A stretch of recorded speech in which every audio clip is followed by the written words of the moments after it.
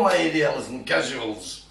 Yes, I've been a sabbatical, resting from the southwest scum, but not all of them, especially not the Plymouth division.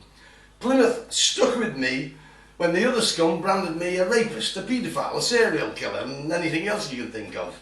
And the racist who doesn't like mulscums. God knows where they got that idea from. All of this was because I wouldn't sign a disclaimer saying that if I was injured while travelling with them, I wouldn't claim on insurance, which a couple of lads did when we were involved in an accident, coming back from Tarascombe Hamlets. I never claimed because I wasn't injured, so I politely told them to shove the disclaimer where the sun don't shine. I didn't, I actually told them to fuck off.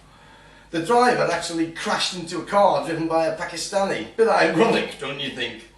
And then all this shit started. Old Bill is rife in the Southwest divisions, and it's no good kicking them out because their commie mates will let them back in again with a different name. You all know that. So, fuck them. I understand the position of leadership. You know, the commie scum were continually tweeting about me, so they had to acknowledge that I was not welcome on marches. And to be perfectly honest, I was quite relieved. It does get a bit tiring with all that travelling to God-forsaken scumbag areas of our once a beautiful land of green fields and pastures. Although I am not technically in the EDL, and no one is to be honest, you know, believe me, the EDL and casuals are still in me. This is my country and I intend to leave it in good order for my grandchildren and their children. And it sickens me that a number of English scumbags still think we can live alongside this evil barbaric Islamiscum. The cliches that most commentators on the TV and everywhere use is that Islamiscum is incompatible with our Western values. Well, I feel it's a bit more than that. I say it is incompatible with humanity. This evil ideology has only one aim, and that is to destroy anything and everything that is good in our world, and Sharia law will see that aim through, if we as British men and women don't stop it. The commies in Westminster are using the situation to gain power. If Obama wins a second term in the USA and Labour win at the next election, it will be all over. You can't fight on the streets. You will be slaughtered like those innocent people in Syria. The communist state will always win. Every time I know, most of you I know dislike the Tory party and their leader, and you all have your own reasons. But do you really think that they would countenance living under Sharia law? Well, of course not. They will, though. They will end up living under it with us, if they don't get a backbone. Because Labour will win the next election. No danger about that. With the brainwashing of our people. TV everywhere. They're brainwashing everyone. The British Freedom Party and the BNP have the right people to stop this catastrophic demise of our way of life, but sadly they are far from being as strong as Labour or the Tories. Now, I like Paul Weston, chairman of the British Freedom Party, and old Nicky boy, Nick Griffin. I would love to see either one as Prime Minister. But sadly, we live in the real world, and you all know deep down it's not going to happen at the next election. But that doesn't mean they should stop trying. Having local councillors on our side will help enormously. Just look at the shambles in Sunderland and those scum councillors up there. They have just voted for a new mosque. Now, to me, that's a sure sign of blatant corruption.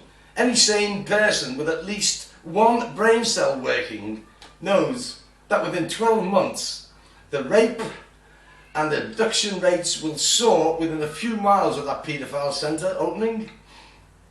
But then I'm a so-called racist, so I would think that way, wouldn't I? Yeah. So let's just wait and see. And by the way, did you all see the story about the young British lad stranded in the Middle East? He was about 10 or 11, and while he was holidaying in Abu Dhabi, he developed a serious mental abhorrence for flying. He was terrified, which meant he has to come home by sea or land. But he needed to go through areas that required him to have a visa. But the nice peaceful scum in Jeddah, Saudi Arabia, refused him a visa. So he was stuck there. No doubt if he converted to being a paedophile follower, he would have got his visa, wouldn't he? That scum will try anything, won't they? Bribery, corruption, persuasion, the sword. Yes, we all know about the sword, don't we? The young lad's problem may be resolved now, I don't know. But what I do know is that Christians can't get anything but pain and misery in that godforsaken hellhole that sponsors terrorism throughout the civilized world. Anyway, more important business is on the agenda. I have my copy of Marsh'Y's new book here, compiled by the man himself and the lovely SUZY. And for the commie scum who can't read, there are numerous photos from our expeditions up and down the country, and pretty pictures on the front. Look, there they go, look. And that's Marsh'Y's trademark, or logo if you like. I hope he's got a trademark before the scum pinch it. So don't sit there scratching your arse. Go online to Casuals United and order a copy from the guys and gals who administer this great site, one of the few sites that tells you the truth. And as you know, the truth is the new hate speech. But don't stop telling it. Oh, and by the way, the Attorney General dropped the allegations of racism against me, and the scum police in Turkey still refuse to return my laptop and other property. But that's what happens when you live in Sharia Britain. Anyway, my patriots, keep protesting, because we will win in the end. You can be sure of that. Don't surrender to the scum. Don't forget to get Marsh'Y's book. This is about us, you, all of us. This is one of the best that is on the market at present. Buy it. No surrender.